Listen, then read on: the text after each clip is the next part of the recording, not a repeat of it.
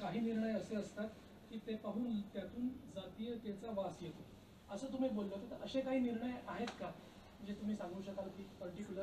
म्हणजे पर्टिक्युलर असे काय माझ्यासमोर निर्णय नाही आहेत आणि मी असं कुठल्या निर्णयाला धरून बोललेलो नाही. काहीतरी शोधकार्य तुम्ही केलं पत्रकारांनी एका वाक्यावर तर बरं होईल. सगळंच प्रश्न विचारून त्याच्याकडनंच उत्तरं घ्यायची ह्याला पत्रकारिता म्हणत नाहीत. मी इशारा दिला आहे, तुम्ही शोधून बघा ना जरा. तुम्हाला असं वाटतंय की जाती व्यवस्था आपण म्हणतोय की आपण प्रगतिशील भारताकडे जातोय, प्रगतिशील होतोय, त्याच्या अजून जातीव्यवस्था घट्ट करतोय आपण. पण जाती व्यवस्था अजूनही आहे प्रत्येक ना. क्षेत्रामध्ये अजूनही कायम आहे असं वाटतं का? प्रत्येक क्षेत्रात कायम आहे. मध्ये IAS-IPSचं प्रातिनिधिक स्वरूप आलेलं 4% पण नाही आहेत. आपल्या मंत्रालयात जाऊन बघा ना किती टक्के. म्हणजे जो मूळ बाबासाहेबांचा हेतू होता की प्रातिनिधिक स्वरूपात हा समाज दिसला पाहिजे, म्हणजे हा समाज मेनस्ट्रीममध्ये येईल. बाबासाहेबांनी रिझर्वेशन म्हणजे आर्थिक उन्नतीचं साधन ठेवलं नव्हतं, की ज्यांना समाजाने मान्यताच दिली नाही, मनुष्य म्हणून जगूच दिलं नाही, अशा लोकांना त्यांनी आरक्षणाची तरतूद करून ठेवली की यांना मुख्य धारेत आणा. 5,000 वर्ष मुख्य धार, 5,000 वर्ष नाही, जेव्हापासनं हा देश किंवा हे काय आपल्या काय जे काय असेल ते अस्तित्वात आलं तेव्हापासून तुम्ही एका वर्गाला मान्यताच देत नव्हतात. त्यांना शिक्षण नाही, त्यांना घर नाही, त्यांना शेती नाही. अशा वर्गाला प्रतिनिधित्व मिळावं म्हणून तर आरक्षण आलं. मग तुम्ही साधा विचार करा ना. सगळ्या शाळा, तुमच्याही शाळा या आता म्युन्सिपाल्टीच्या प्रायव्हेटायझेशनकडे चालल्या आहेत. किती टक्के झोपडपट्टी आपल्याकडे नागपुरात? त्यांची पोरं कुठे जाणार शिकायला? 5 शाळेंचं एकत्रीकरण करताय जिल्ह्यामध्ये. काही काही गावापासून शाळा 15-15 किलोमीटर दूर असतील. कशी जाणार चालत? आपण बोलायचंच नाही असं ठरवल्यावरती मग एक नवीन वर्ग तयार होईल. म्हणजे शिक्षण हे सर्वत्र पसरावं, सर्वदूर जावं, हा डॉक्टर बाबासाहेब आंबेडकरांचा किंवा महात्मा फुलेंचा का शाहूंचा विचारच प्रभूत होतोय. फुले शाहू आंबेडकरांचा महाराष्ट्र हा अशिक्षित महाराष्ट्र होईल काही दिवसांनी. कोणाला परवडते फी? CBSE, ICSE, काय ते इंटरनॅशनल. इथे 10वीची शाळा फी भरताना मारामारी आहे. बेरोजगारी वाढते, महागाई वाढते, पगार वाढत नाही आहेत आणि त्याच्यामध्ये हे अजून एक ओझं. कसं जगायचं माणसाने? तुमच्या सगळ्या महापालिकेच्या शाळा देता येत आता. झोपडपट्टीतली पोरं जाणार कुठे शिकायला? आणि झोपडपट्टीत राहतं कोण? दलित, OBC, ST हेच राहतात ना तिथे. म्हणजे त्यांच्या जर शिक्षणाच्या वाटा बंदच केल्या तर प्राचीन काळचा भारत परत एकदा या देशात निर्माण होईल याची भीती आहे ना माझ्यासारख्याच्या मनामध्ये.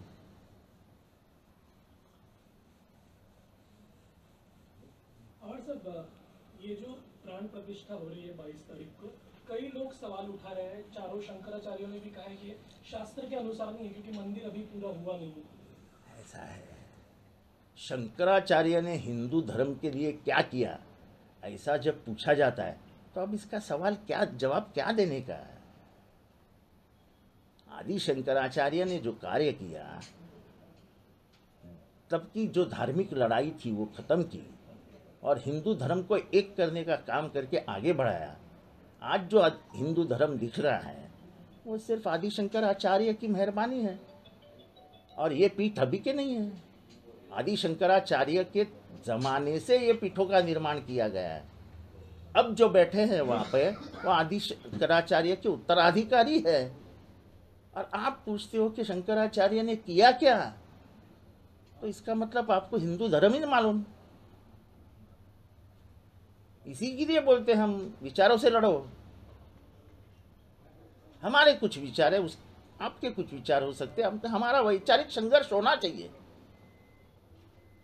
हम वैचारिक संघर्ष करने को ही आज के रोज में तैयार नहीं है. बस हम जो कहे वही सही, ना खाता ना वही, हम जो कहे वही सही. ऐसा नहीं होता है। लोग बोलना ही बंद कर देंगे तो इस देश का लोकतंत्र खत्म होने में देर नहीं लगेगी। ये बीजेपी जानबूझकर कर रही है 22 तारीख को, ताकि चुनाव में इसका ये हो। देखो ऐसा है कि 22 तारीख का क्या महत्व है?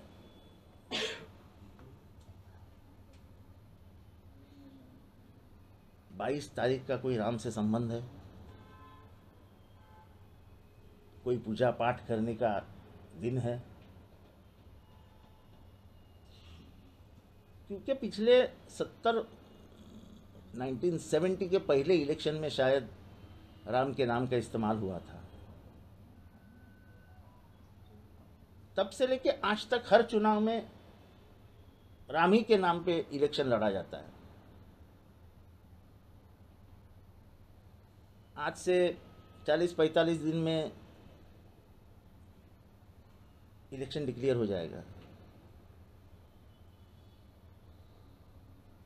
अभी ये लोग निकलेंगे उधर से पूजा करके, फिर प्रसाद बांटने जाएंगे हर एक के घर में, फिर उसके बाद राम की कोई पुस्तिका निकलेगी, वो बांटेंगे हर एक के घर में। तो ये देश में एक माहौल तैयार कर देंगे जो धर्म पे आधारित है, और उसी के ऊपर वोट मांगेंगे। महंगाई मत बोलो, महंगाई के ऊपर मत बोलो, बेरोजगारी के ऊपर मत बोलो, आर्थिक ताकत के ऊपर मत बोलो। हम ये भूल ही गए इतिहास में कि श्री राम का पहला शिलान्यास किसने किया था?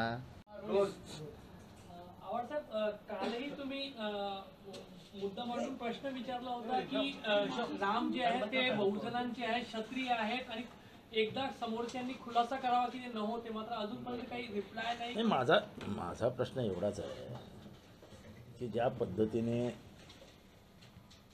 माझ्यावर गेले काही दिवसापासून आया बहिणींवरनं शिव्या देणं वैचारिक लढाई आहे। मी साधा प्रश्न विचारतो की राम क्षत्रिय होता का नव्हता, एवढ्याचं उत्तर देऊन टाका ना। द्यायला कोणी पुढे येत नाही, काय येत नाही, एकदाचं संपून टाका ना विषय। आमच्या दृष्टीनेही राम जेव्हा आम्ही आमचा म्हणतो तेव्हा आमचाच म्हणतो। प्रभू श्रीराम हे श्रद्धेय आहेत, त्यांची प्रत्येकाच्या मनात एक आदराची कल्पना आहे। आई वडिलांचा ऐकणारा राम, वडिलांच्या शब्दाला जागणारा राम, विपरीत परिस्थितीत अधर्माविरुद्ध लढणारा राम, कुठलाही भेदभाव न मानणारा राम, कुठल्याही सत्ता लोलूप म्हणजे लंका ताब्यात घेतल्यानंतरही ती लंका लक्ष्मणाला आरामात देता आली असती, त्यांनी नाही दिली, त्यांनी विभीषणाला दिली। किंवा बालीची हत्या केल्यानंतर सुग्रीवाला त्यांनी सिंहासनावर बसवलं, आणि त्यांचे बंधू भरत यांनी तर सिंहासनावर रामाच्या पादुका ठेवून राज्य चालवलं। इथे तर कधी मी याला कापतो आणि राज्य ताब्यात घेतो, पक्ष पडतो नाही का आपण? आणि ते लोक आम्हाला मर्यादा पुरुषोत्तम राम समजवणार। ठीक आहे, आता ऐकून घ्यायचं। विपरीत परिस्थितीमध्ये चूप बसण्याशिवाय पर्याय नसतो।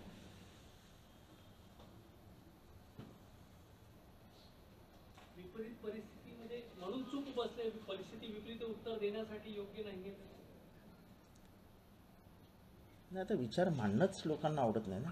वैचारिक लढाईचीच नसते। एखादा विचार मांडला की खाली तुझ्या सगळ्या आई बहिणी सगळं रस्त्यावर येतं। विचार करायचाच नाही, पुस्तकं वाचायचीच नाही, इतिहास समजूनच घ्यायचा नाही।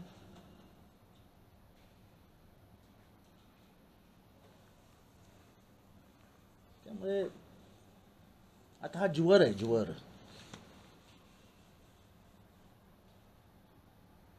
त्याच्यामुळे आपण शांत राहिलेलं बरं। ही जी विपरीत परिस्थिती तुम्ही म्हणताय ती जर कोणी बोललंच नाही तर ती अजून जास्त विकोपाला जाईल असं वाटत नाही का प्रत्येकाने? भारतामध्ये ते होत आहे ना, न बोलण्याचे भारताला परिणाम भोगावे लागतील. शांत राहण्याचे परिणाम महाराष्ट्र देशाला भोगावे लागतील. देश आता महागाईवर बोलत नाही, देश बेरोजगारीवर बोलत नाही, महिला अत्याचारावर बोलत नाही, ढासळलेल्या आर्थिक परिस्थितीविरुद्ध बोलत नाही, खराब झालेले परराष्ट्र संबंधांविषयी बोलत नाही. असा जर अबोला झाला देशामध्ये,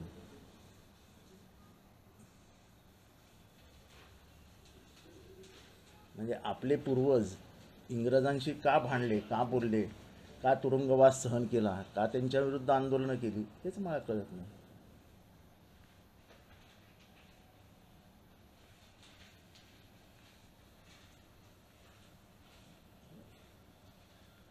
काल आपण जो एक विषय मांडला होता ज्युडिशरीमध्ये आरक्षणासंदर्भातला, मी काल तो विषय मांडला आणि तिथेच मी संपवला. यावर सुशीलकुमार शिंदे यांनी म्हटलं की बाबासाहेबांनी जेव्हा संविधान लिहिलं तेव्हा चिंतन करून लिहिलं, त्यामुळे मला वाटत नाही की त्यावर काही बोललं पाहिजे. मग ते जी माझी शंका होती ती मी व्यक्त केली. साहेब, मला असं नाही वाटत की बाबासाहेबांनी दूरदृष्टी घेऊन मुद्दाहून हे सगळं नसेल केलं? आता त्यांनी का केलं नाही, का केलं हे काही आपण सांगू शकत नाही. मी तेच सांगतो, माझे काही विचार आहेत ते मी मांडत असतो. समाजाला पटले तर ठीक, नाही पटले तरी ठीक. असं मी कुठे जबरदस्ती करतोय की माझ्या विचारांना मान्यताच द्या. तुम्ही जे म्हणाले की जातीवादाचा वास येतो, नाही, मी असं कुठेही म्हटलेलं नाही. मी असं कुठेही म्हटलेलं नाही. तुम्ही ऑन रेकॉर्ड तपासून बघा, तुम्हीच होतात तिथे. न्यायालयाच्या काही निर्णय असे असतात की त्याच्यातून स्मेल येतो, जातीचा स्मेल. मी असं म्हटलेलंच नाही. तुम्ही बोललात नाही, काढून बघा. असा काही तुमचा अनुभव राहिलेला का आवडतात किंवा तुम्ही काम करताना तुम्हाला मी मला आपण अनुभवाला असतं तर मी बोललो असतो. मी शांत बसणारा माणूस नाही.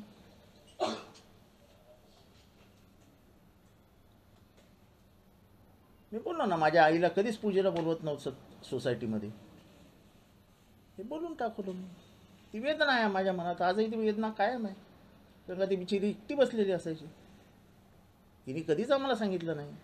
पण जसं आम्ही वाचत गेलो, वर्णद्वेष समजत गेलो, चातुर्वर्ण समजत गेलो, तेव्हा आमच्या लक्षात आलं की आपल्या आईला का बोलवलं जातं. हे मी बोलून दाखवलं ना. तेव्हा मी घडलेला प्रसंग लपवणाऱ्यातला माणूस नाही. जो हुआ उसको डंके की चोट पे बोलो. आपला अपमान मनात कशाला ठेवायचा, बोलून दाखवायचा. हो, माझा अपमान झाला.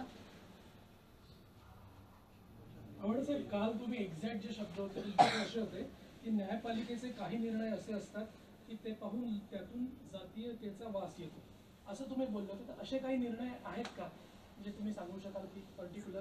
म्हणजे पर्टिक्युलर असे काय माझ्यासमोर निर्णय नाही आहेत आणि मी असं कुठल्या निर्णयाला धरून बोललेलो नाही.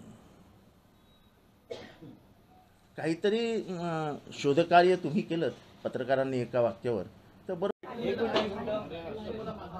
रोल का नाही रे थांबा, एक मिनिट थांबा. रोल मुंबईत होणारा फिल्मफेअर यंदा गुजरातला 27 जानेवारीला पार पडणार आहे. हा सोहळा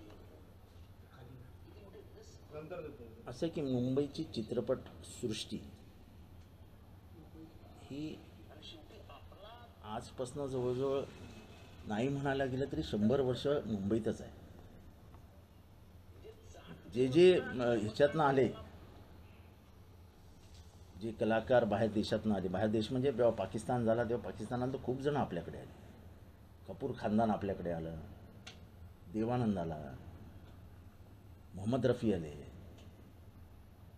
भारतीय चित्रपटसृष्टींमध्ये ज्यांचं योगदान आहे ते बहुतांशी कलाकार हे पाकिस्तानातून आले आणि ते मुंबईत येऊन स्थायिक झाले आणि मुंबईच्या चित्रपटसृष्टीने या देशाला खूप काही दिलं. आजकालचे पिक्चर सोडून द्या, पण प्रबोधनाचं काम हे चित्रपटाच्या माध्यमातून होतं.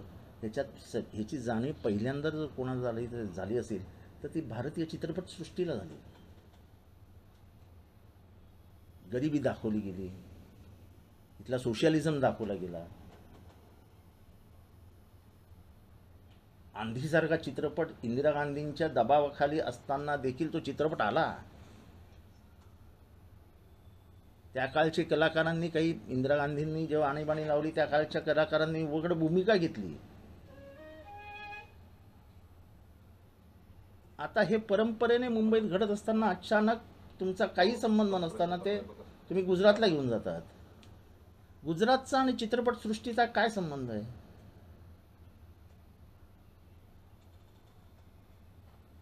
आता मुंबईमध्ये काला घोडा फेस्टिवल होतो, इंटरनॅशनल येतो. खूप अमेरिकन, जॅपनीज, प्रत्येक देशातनं लोक येतात बघण्यासाठी. आता काळा घोडा हा मुंबईची ओळख आहे. काळा घोडा कारण का पूर्वीच्या सगळे मोर्चे जे यायचे ते काळा घोडा इथेच थांबवले जायचे. आता उद्या काळा घोडे पण जाईल कुठेतरी सुरत, भावनगर, कच्छ, अहमदाबाद, बरोडा. आणि मराठी माणसाने फक्त उघड्या डोळ्याने बघत राहा, मजा घेत राहा. आपण काही निर्मिती केलेलीच नाही आहे. आपलं कुठल्या कशातच योगदान नाही आहे. संयुक्त महाराष्ट्राच्या लढ्यात आपलं योगदान नाही. मुंबई किती जणांनी रक्त सांडून मिळवली याच्यात आपलं योगदान नाही आहे. मग मुंबईतनं गेलं तर आपल्याला काय फरक पडतो? कारण का आपण काही मिळवलेलं नाही. या देशाची लोकशाही मारली गेली, आपल्याला काय फरक पडतोय? आपण कुठे मिळवली लोकशाही? जे मिळवले ते गेले. त्याच्यामुळे जो अबोला आहे ते हेच दर्शवतं की आम्हाला काही असताच नाही आहे, कोणी बोलतच नाही. भारतीय चित्रपट सृष्टीचा इतिहास आणि मुंबई हे तुम्हाला बाजूला काढताच येणार नाही. म्हणजे मुंबई चित्रपट सृष्टीतले एकेका कलाकाराच्या जेव्हा तुम्ही गोष्टी ऐकता की रात्री 3-3 वाजता गाणी बनवली आहेत, रस्त्यावर उभा राहून गाणी बनवली आहेत. मुंबईच्या दंगलीमध्ये अशोक कुमार जेव्हा मंटोला सोडायला जातो तेव्हाची ती त्यांनी लिहिलेली कहाणी मंटोने सांगितली तर अंगावर शहारे उभे राहतात. त्यांनी लिहून ठेवली आहे ती. कोणाला पडलंय? पवार साहेबांना सुद्धा आमंत्रण आलं होतं आणि त्यांनी आता परत पत्र लिहून त्यांनी सांगितले का माझा अयोध्येला येणं निश्चित आहे, पण जोपर्यंत मिळेल तोपर्यंत मंदिराचं काम पूर्ण झालेलं असेल. असं आहे की पहिली गोष्ट तुम्ही ह्याच तारखेला या हे सांगणं चुकीचं आहे ना. स्वतंत्र विचाराची माणसं स्वतंत्ररित्या जातील. मी काळाराम आणि गोराराम मंदिरात नाशिक हे माझं आजोळ आहे. जेव्हा कधी आजोळी जायचो तेव्हा 100% काळाराम मंदिर, गोराराम मंदिर, कालिका मातेचं मंदिर, ढोल्या गणपती हे सगळं आमचे वडील आम्हाला फिरायला घेऊन जायचे. पंचवटी. आता या जुन्या आठवणी सांगून काय फायदा नाही. कारण का आता मंदिरात जायचं म्हणजे मागे तुम्हाला सगळ्यांना घेऊन जाणे, मग तिथे बाहेरून एक प्रतिक्रिया देणं ते आपल्याला जमत नाही. आम्ही तुळजाभवानीला जातो, महावीरच्या देवीला जातो, सप्तशृंगी गडावर जातो. देव आणि श्रद्धा हा आपला प्रत्येकाचा वैयक्तिक विषय आहे. तो सार्वजनिक स्वरूपात पुढे आणणं त्याच्यात काय मजा आहे? कोण बिरोबाला मानतो, कोण भैरोबाला मानतो, कोण महालक्ष्मीला मानतो. इथल्या परंपरेने देव आहेत ना आपले. आता सगळेच जाताना जर ढोल ताशे घेऊन जायला लागले तर देवळात किती गर्दी होईल विचार करा. आधीच देवळामध्ये एवढी गर्दी असते की जाता येत नाही आणि त्याच्यात प्रत्येकाने ठरवलं की चला ढोल ताशाच घेऊन जाऊया, तर दर्शनच अवघड व्हायचं. खरं तर महाराष्ट्रातल्या प्रत्येक नेत्याने रामटेकला आलं पाहिजे. आपल्याला महाराष्ट्रातल्या नेत्यांना माहिती नसेल की रामटेक कशाच घेऊन जाऊया, तर दर्शनच अवघड व्हायचं. खरं तर महाराष्ट्रातल्या प्रत्येक नेत्याने रामटेकला आलं पाहिजे. आपल्याला महाराष्ट्रातल्या नेत्यांना माहिती नसेल की रामटेक कशासाठी प्रसिद्ध आहे. रामाने अधर्माच्या मी लढाई करीन आणि सीतेला परत घेऊन येईन याची शपथ कुठे घेतली? रामटेकला. कुणाला आठवण तर आहे का रामटेकची?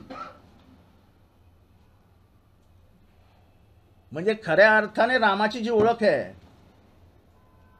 की अधर्माविरुद्ध लढाई झाली आणि ती सीतेवरून झाली. त्या सीतेला आणि नच सोडवून तिची प्रतिज्ञा कुठे घेतली असेल तर नागपूर जवळून 100 किलोमीटरवर असलेल्या रामटेक या जागी. आणि आजही तिथे ते मंदिर आहे, पण तिथे कोणी जाऊन आरती करणार आहे असं काही मी ऐकलं नाही. परत मी म्हटलं मी आरती करीन तर लफडच व्हायचं का. आता मला सगळंच वर्ज्य आहे. आणि मी फक्त महाराष्ट्राच्या माहितीसाठी एक इतिहास सांगितला की नागपूरच्या जवळच्या रामटेकचा काय इतिहास आहे.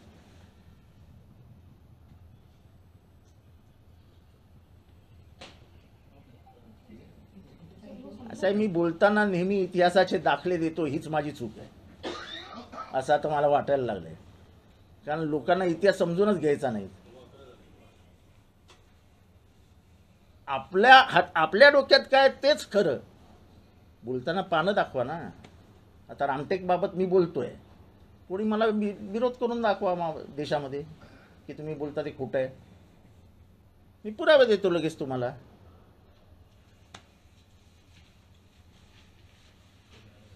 आपले विचार दुसऱ्यावर लादण्याचा जो कार्यक्रम चालू आहे ना, त्याच्यातनं इथली मानसिकता ही एक कल्ली होईल आणि शेवटी भारताची जी विविधतेने ओळख आहे ती विविधता महाराष्ट्र देशातनं नाहीशी होईल आणि भारत हळूहळू हळूहळू विघटनाकडे चालला जाईल.